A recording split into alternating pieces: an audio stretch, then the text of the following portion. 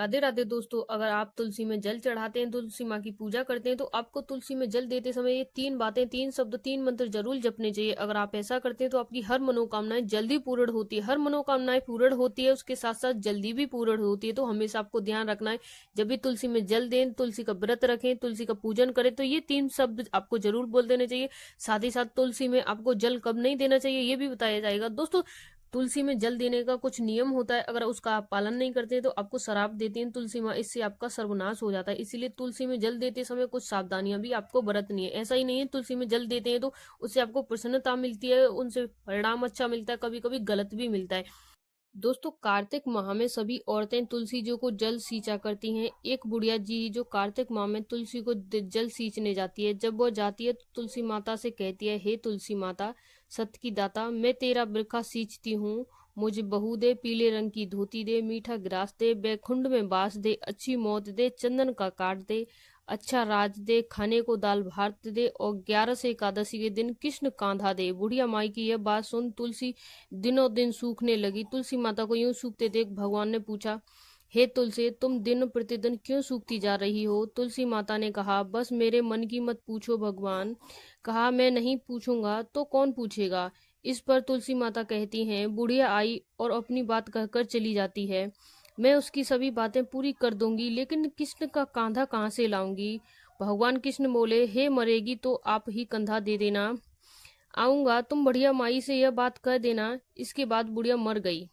बुढ़िया के मरने पर सारा गांव इकट्ठा हो गया और उसका अंतिम संस्कार आने में उठाने लगे, लेकिन वह भारी हो गई, जिससे उसकी अर्थी टस से मस नहीं हुई। सभी बोले, यह तो बहुत संस्कारी बहू थी, पूजा पाठ करती थी, कोई पाप नहीं किया, फिर यह इतनी भारी कैसे हो गई? बूढ़े ब्राह्मण ने वेश में भगवान आए और कहने लगे, यह भीड़ कैसी? तब गांव वाले बोले, एक बुढ़िया मर गई है, वह इतनी पापिन थी कि उसकी अर्थी उठ नहीं रही है, बहुत भारी हो गई है। भगवान बोले कि मुझे इसके कान में कुछ कहने दो, फिर यह उठ जाएगी। भगवान बुढ़िया के पास आए और कान में कहा, माई तू अपने मन की कर ले, पीतम्बर भी धोती ले, पीतक ग्रास ले, बैकुंठ में बास ले, चटक की चाल ले, चंदन का कांठ ले, झालर की झंकार ले, दाल भात जो भी है, कृष्ण कंधा ले। भगवान सभी बातें सुनकर बुढ़िया हल्की हो गई। भगवान अपने कंधे पर उसे उठा ले गए। बुढ़िया को मुक्त मिल गई और वह सब बैकुंठ में चली गई। हे तुलसी माता, जैसे आपने सब बुढ़िया माई की मुक्ति भी सभी करना, ऐसे भगवान ने उसे कांधा दिया, हमें भी देना।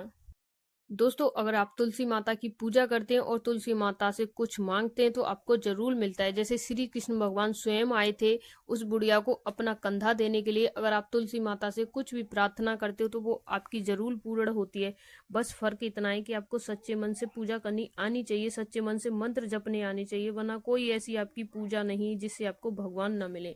अब जान लेते हैं आपको ऐसा क्या बोलना है, कौन से शब्द हैं जो बोलने हैं जिससे आपको तुलसी माता प्रसन्न होंगी और आपकी हर मनोकामनाएं पूर्ण करेंगी।